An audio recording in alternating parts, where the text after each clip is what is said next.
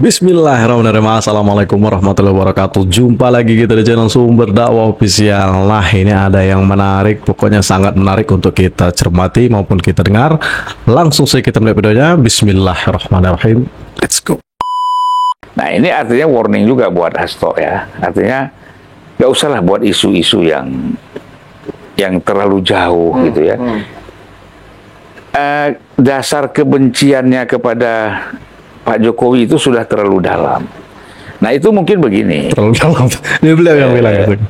Betapa dia memang rasakan bagaimana Ibu Mega itu merasa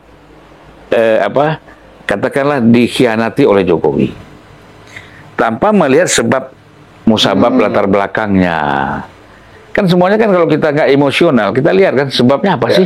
Latar belakangnya kenapa sih begini? Jadi kita semakin rasional, semakin hal-hal kebencian bisa kita minimalisir. Yang kalau yang kita buat itu adalah terus pakai perasaan, baper, nah ini yang susah. Akhirnya semakin kebencian semakin besar, semakin tebal. Artinya bangun pagi saya serang Jokowi.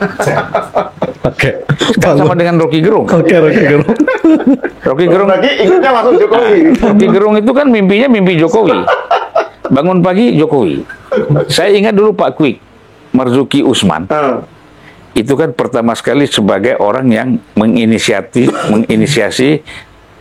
lahirnya Bursa Efek Jakarta. Oke, ya. Setiap hari diserang oleh Pak Kwik. Sampai kata dia dalam satu pidato Marzuki Usman, ada orang bangun pagi bagaimana caranya ngomongin Marzuki Usman dan Bursa Efek Jakarta. Nah, tapi ternyata kan Bursa Efek ini berkembang dan dibutuhkan. Gitu. Waktu awal-awal tuh Pak Kwik nggak setuju. Nah, itulah kira-kira ada orang yang memang bangun pagi, dia tidak kalau kita kan di dalam Islam bangun pagi pertama mengingat Allah dulu. Kebaikan-kebaikan ya kan. Nah, ini enggak energi positif lah ya. Nah, ini kejelekan-kejelekannya. Bangun pagi apa ya kejelekan Jokowi? Itu saya kira udah. Jadi di sinilah Gerung ini kata beliau bilang. PDIP melaporkan Rocky Gerung ke Bareskrim, Polri, Polda ya. Kemudian itu kan kasusnya karena kasus Jokowi. Tiba-tiba PDIP menarik lagi, ya kan? Nah, jadi maksud saya, ya memang ini antara saya tidak melihat ini PDIP ya, ini ya Hasto lah, yang memang narasi kebencian itu betul-betul dibangun. Tapi ada juga beberapa orang ya, seperti Ciku Hakim, Deddy Sitorus misalnya, beberapa orang yang lain, Masinton, termasuk Adian, Bung Adian. Kawan dekat Pak Jokowi juga di PDIP itu kan siapa? Kok jadi lupa aku. Rambut gondrong siapa? Bung Adian. Si ini Adian tapi itu Adian ya. Kok lupa saya Adian tapi itu puluh misalkan semua itu menyerang. Tapi kan sekarang nampaknya yang terbuka sekali kan Mas Hasto. Dan Mas Hasto ini kan serangannya menjadi, kalau kita baca dalam kaitannya dengan power game ya, itu menjadi menarik dan penuh dengan banyak menimbulkan pertanyaan ya terkait dengan hubungan PDIP dan Pak Jokowi, karena seberapa jauh sikap Mas Hasto ini mencerminkan sikap PDIP terhadap Jokowi gitu loh. Karena kan juga ada yang bilang itu loh Bang, yang soal bahwa ada dua faksi lah di PDIP. Di PDIP ya. Iya kan, ada faksinya Mas Nanan yang diwakili oleh Mas Hasto yang ofensif, ada faksinya Mbak Puan dan Bambang Pacul yang lebih akomodatif pada Pak Jokowi. Nah, itu seberapa jauh ini fenomena apa gitu yang tadi itu agresif kepada Jokowi ini, kalau dikaitkan dengan soal ini? Ini kan kembali lagi persoalan pencapresan Ganjar. Kan berangkatnya itu dari situ. Jadi belum move on. Ya, Mbak Mega, Mbak Mega, Mbak Puan, Bambang Pacul, Trimedia Panjaitan, beberapa orang yang disebut Dewan Kolonel itu, mereka kan menolak itu pencapresan si Ganjar, gitu. Dan mereka juga tidak menyatakan menginginkan Mbak Puan, tapi bukan Ganjar gitu loh. Nah, artinya begini, Ganjar ini suka jalan sendiri, ya kan? Merasa sudah menjadi survei tinggi. Suka jalan sendiri gitu. Beliau yang bilang. Oke. Ya kan? Bagaimana? Ya ada kemudian komunikasi itu ada tapi udah keterpaksaan. Bukan dari awal terbangun gitu loh. Nah ini kan beda. Ya kan? Kalau dari awal kita memang sudah kumpul-kumpul, sudah bicara, sudah ngobrol. Ini kan tiba-tiba aja kan.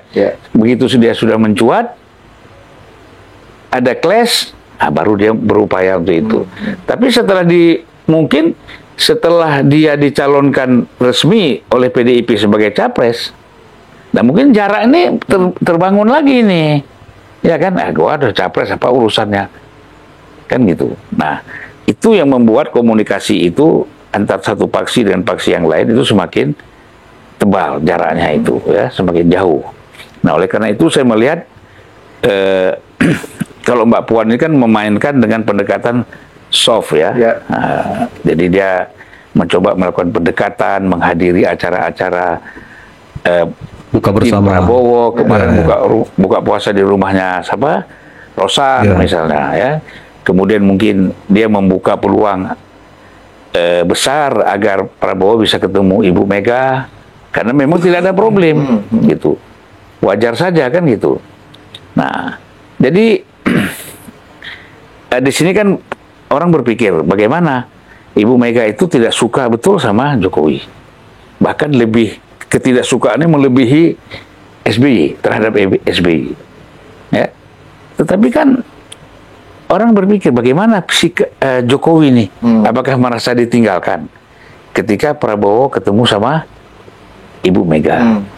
Orang kan mengatakan, oh ini kalau ketemu berarti ini Jokowi. Nah itu juga. Nah, tapi menurut saya enggak. Menurut saya biasa. Ini kan orang sudah senior semua, udah paham gitu loh.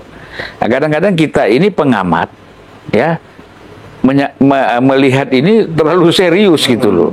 Enggak ada. Soalnya kan ada yang gini juga Bang, ada yang bilang, pokoknya bagi PDIP, setidaknya elit-elitnya lah, itu mereka nggak ada masalah dengan Prabowo.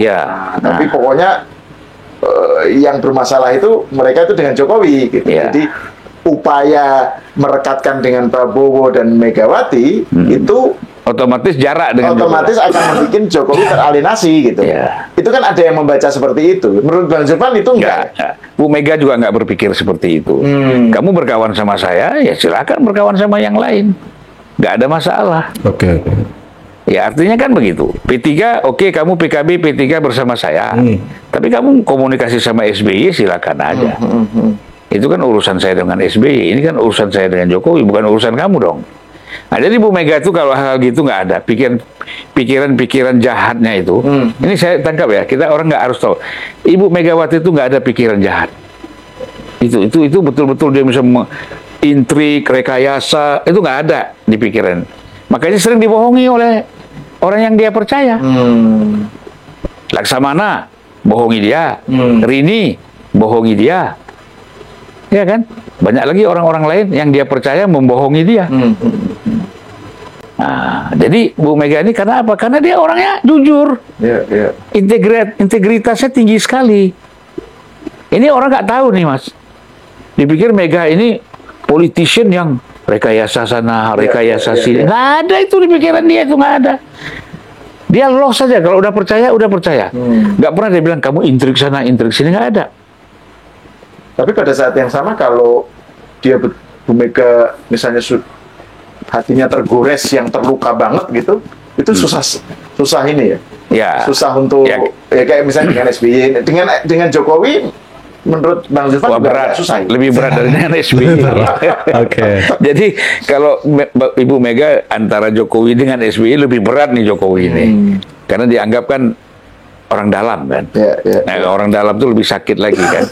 Nah, dan ini kan di feeding terus supaya semakin tebal itu ketidaksukaan Ibu Mega kepada Jokowi. Tapi kan dia tidak ada rekayasa misalnya. Kamu pura-pura aja nih, kita main dua kaki. Mbak Mega tuh nggak begitu. Saya tahu betul, aduh. Ini kalau orang tahu ya, saya komunikasi sama dia boleh dibilang 7 tahun. Ya kan? Dari tahun 96, 96, efektifnya ya, sampai 2004 kan. Dan pengertian komunikasi itu adalah betul-betul intens. Jadi apa? Inner circle ya, Bang Zulfan ya. Saya tidak pernah ditunjuk oleh Ibu Mega sebagai juru bicara ketua umum PDIP. Tetapi setelah saya terus banyak ngomong, itu kan selalu orang bilang, tanya Julfan aja. Akhirnya kan begitu. Wah, ini berarti jubirnya Julfan gitu kan. Tidak ada SK-nya itu, gitu loh. Jadi, automatically karena saya sering menjelaskan, ya kan, maklum karena PDIP waktu itu kan memang tidak banyak aktivis yang masuk, ya kan. Aktivis Muslim terutama yang masuk ya. Iya. Ya. Bang Zulfan yang pertama ya. Kalau aktivis Muslim cuma saya sendiri. Oke. Saya dituduh PKI lah, Marhen lah oleh kawan-kawan itu kan, murtad segala macam. Tapi buat saya kan, kenapa saya masuk PDIP? Satu-satunya tokoh yang memang tidak disukai oleh Orde Baru. Antitesisnya kan. Iya. Jadi Megawati waktu itu antitesis dari Soeharto, makanya kita ikut antitesis untuk melahirkan sintesis yang lebih maju lagi gitu loh. Ini kalau ada orang istilah antitesis itu identiknya dengan Bang Zulfan kan?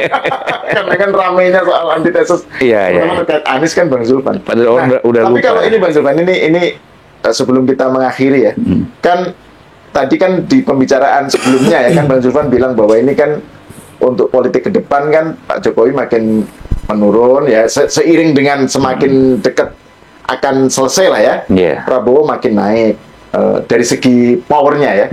Nah, terus tadi itu soal rencana kalau memang terjadi ya, rencana pertemuan Megawati dengan Pak Prabowo itu kira-kira Megawati dengan Prabowo. Iya, pertemuan Megawati dengan Prabowo dalam konteks yang tadi itu pengaruh Jokowi yang makin menurun dan Prabowo yang makin naik seiring dengan menjelang Oktober lah ya. Itu kira-kira bagaimana sikap Pak Prabowo dalam menyikapi ini terkait dengan Jokowi? Apakah bagaimana Pak Prabowo menempatkan Pak Jokowi gitu dalam kaitannya dengan rencana ini? Jadi gini, Pak Jokowi ini kalau menurut saya dia sungguh-sungguh ingin menjadikan jembatan, dirinya sebagai jembatan. Kalau dia tidak bisa menjadi jembatan, orang lain biar jadi jembatan, kan gitu. Misalnya bagaimana dia, ya saya kira jelas Pak Jokowi itu sangat tidak suka ketika Surya Paloh mencalonkan Anies sebagai calon presiden. Dia wakil presiden aja nggak setuju kok, apalagi presiden. Kemudian itu ngomong berdua dengan Surya Paloh justru mengambil langkah yang lebih jauh, yang berhadap-hadapan dengan tapi kan Jokowi masih bisa menerima kehadiran, menerima kedatangan Surya Paloh ke istana, ya kan? Kalau dia minta waktu, bahkan kemarin Surya Paloh datang lagi, itu kan pasti ada pembicaraan apa? Salah satu pembicaraan kan rekonsiliasi dengan Prabowo. Jembatannya kan Pak Jokowi. Nah, jadi Pak Jokowi udah biasa gitu. Udah biasalah kalau memang Pak Prabowo mau ketemu Ibu Mega nggak ada masalah buat saya. Nah, itu kan semuanya apa ya? Kalau dalam Islam disebut itu kan silaturahim, ya. Saya pakai istilah silaturahim. Itu yang benar. Ya, bukan silaturahmi. Silaturahmi itu HMI. Oh gitu ya. Kalau bahasa Arab aslinya kan silaturahim, ya kan? Nah, jadi itu dianggap saya silaturahim, ya. Bagaimana ketua umum partai ketemu sama, jadi kan begini dalam pikirannya Prabowo kan, Jokowi juga begitu. Kalau dengan Surya Paloh boleh, kenapa dengan Mega nggak boleh? Boleh saja. Karena kan yang ingin dibangun oleh Prabowo itu kan satu koalisi besar. Kalau Pak Jokowi berada di dalam satu kamar dengan Prabowo, kalau koalisi yang besar kan bukan Prabowo atau pemerintah ini diuntungkan, Jokowi juga diuntungkan. Artinya solid kan, kompak gitu. Jadi jangan dianggap kalau PDI masuk terus Jokowi rugi, enggak, Jokowi juga diuntungkan. Kalau koalisi ini besar, artinya hiruk pikuk keributan. Misalnya katakanlah nanti tidak ada lagi orang yang menyerang Jokowi, karena kan ada Prabowo bilang, udah kita kan udah sama-sama, ngapain lagi ribut-ribut? Udahlah, masa lalu, sekarang kita bangun ke depan. Nah itu salah satu yang buat Jokowi untung, bukan rugi. Orang melihat kalau Prabowo ngajak PDIP masuk rugi enggak, itu satu keuntungan. Makanya sisi lihatnya harus dengan pikiran sehat, mikir positif. dengan positif. Kalau negatif, wah ini nanti begini. Nah, ini kan kacau. Ya, seolah-olah semuanya orang bertentangan nih, ya kan? Nah guys, itu tadi dari Bung Zulpan. Pokoknya sangat menarik, dan simpulkan kalian sendiri, tulis di kolom komentar apa pendapat kalian. Pastinya saya yang kaget yang masalah Rocky Gerung dari gokil. Bangun tidur langsung cari kesalahan orang, bangun tidur langsung cari orang. Oke. Dan saya akhiri, semoga video tadi menambah informasi yang terbaru bagi kita. Wabillahi taufiq wal hidayah. Wassalamualaikum warahmatullahi wabarakatuh.